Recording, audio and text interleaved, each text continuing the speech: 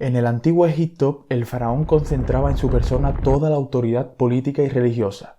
En palabras de Rekhmire, un visir de la dinastía 18, el rey del Alto y Bajo Egipto es el dios gracias al cual se vive, el padre y la madre de todos los hombres, él solo sin igual. Lo natural para el pensamiento de la antigüedad es que una función tan importante recayera en un hombre, y así fue durante los 3000 años de historia de Egipto. Excepto por unos pocos casos muy extraños en los que hubo mujeres en la cúspide del poder. Una de ellas fue Hatshepsut. La pondré por escrito, ¿vale? Hatshepsut, ¿me entendéis, no? Nombrada faraón de uno de los estados más poderosos del Mediterráneo en su momento. ¿Cómo llegó a ese puesto? ¿Por qué con ella se da una excepción? ¿Qué hizo como reina de Egipto?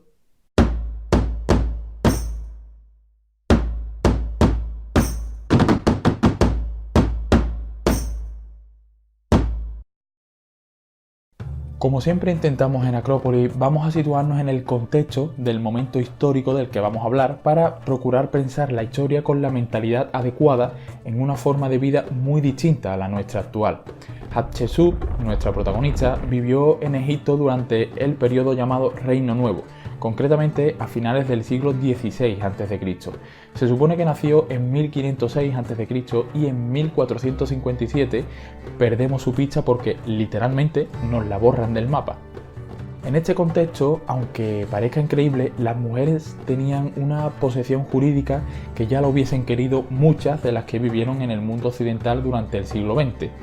Las mujeres del antiguo Egipto podían tener posesiones, comerciar, divorciarse, denunciar, y todo ello sin tener que rendir cuenta ni ante sus padres ni ante sus maridos. No es baladí esta independencia si la comparamos con el resto de periodos de la historia humana, pero claro, esto se daba en lo legal, otra cosa es la realidad social, el día a día. Aquí sí dominaba el género masculino en todos los aspectos, y si tenía que ver con el poder, más aún. El faraón era representante de Dios en la tierra y, aunque debía hacerse acompañar por una mujer, la gran esposa real, cada uno tenía su papel para mantener el equilibrio de la vida. Por ello, que una mujer adoptara el título de faraón suponía una aberración para la mentalidad egipcia del momento. Sin embargo, hubo varias. Esta vez vamos a hablar de un caso destacado, la reina Hatshepsut. Hatshepsut provenía de una familia con mujeres que detentaron el poder, normalmente por situaciones de necesidad. La dinastía 18 la inició el faraón Amosis en 1552 a.C., siendo un niño, por lo que le tocó a su madre, Ahotep, administrar el reino como regente. En el ajuar funerario de esta reina, Ahotep, apareció un collar con moscas de oro que suponen una condecoración militar. Así que esta mujer debió participar en el mando de ejércitos en batallas. Amosis se casó con su hermana. Esto es algo que ha pasado siempre en las monarquías, lo sentimos. Esta hermana se llamaba Amenes-Nefertari, quien también actuó como regente de su hijo Amenhotep I. Como vemos, el poder recaía en mujeres por la falta de varones herederos en edad de gobernar. A Amenhotep I lo sucedió su sobrino Tutmosis I, quien tampoco tuvo hijos con la gran esposa real, solo dos hijas, una murió joven y la otra fue Hatshepsut. Tutmosis I sí que tuvo hijos varones, pero con una concubina. Pero esto, en la época en que estamos tratando, la legitimidad y la sangre real del linaje eran una cuestión sumamente importante. Por eso, Tutmosis I pensó en Hatshepsut como su posible heredera.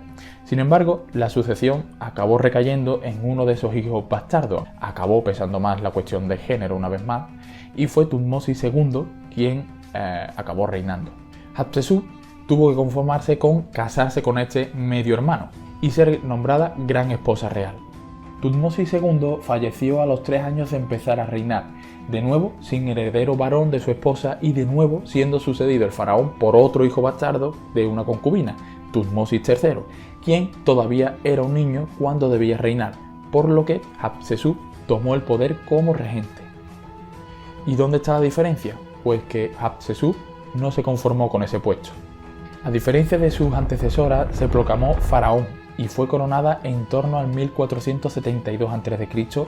con el apoyo de los sacerdotes de Amón, la divinidad principal del panteón egipcio en ese periodo. Desconocemos con exactitud por qué se dio este suceso tan atípico en Egipto, pero debemos descartar la ambición política como única razón, sino que Hatshepsut pudo apelar al sentido del deber, su educación ligada al poder y a la necesidad de mantener la brillante obra de su padre, Tutmosis I, siendo la única heredera de sangre totalmente real de un linaje ilustre. Pero no olvidemos que era mujer, no le resultaría nada fácil mantenerse en el poder. Para ello necesitó un cuidado programa propagandístico en lo político y en lo religioso para legitimar su puesto como faraón en Egipto. Hatshepsut se revistió de los atributos propios del faraón, por masculinos que fueran: la barba postiza, el faldellín y el nemes, el tocado típico de los faraones, vaya. Tomó los títulos propios de soberanos egipcios y los sumó a su nombre, como fueron Useret-Kau, la poderosa de Kas, o Uadjet-Renput, la floreciente de años, entre otros. La vertiente constructiva es digna de admirar también en este caso. Todo soberano de la antigüedad que se preciara tenía que levantar templos y lujosas tumbas para dejar constancia material de su poder, y Hatshepsut nos dejó maravillas artísticas.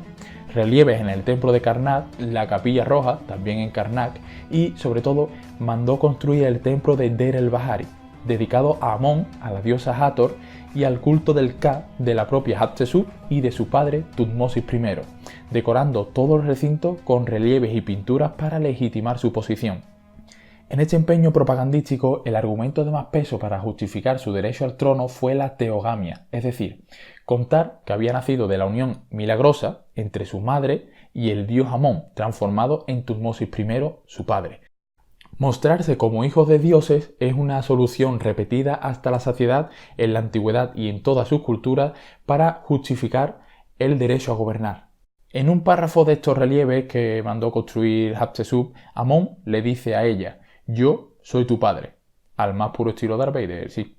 Y fue el mismo dios quien pidió a la reina que enviase una flota al país del Punt, quizás estemos hablando de Somalia, para traer incienso para su culto, siendo este otro atributo indispensable de todo gran gobernador: realizar expediciones con fines militares y económicos. Hatshepsut reinó durante más de 2 décadas y garantizó la continuidad de su linaje al casar su hija mayor, Neferure, con su sobrino y heredero Tutmosis III, quien reinó en un momento de esplendor, pero lejos de admirar la obra de Hatshepsut, comenzaron a borrar todo vestigio de la mujer faraón, una damnatio memoriae, podríamos decir, para que la posteridad no recordara a una dirigente que no consideraron digna.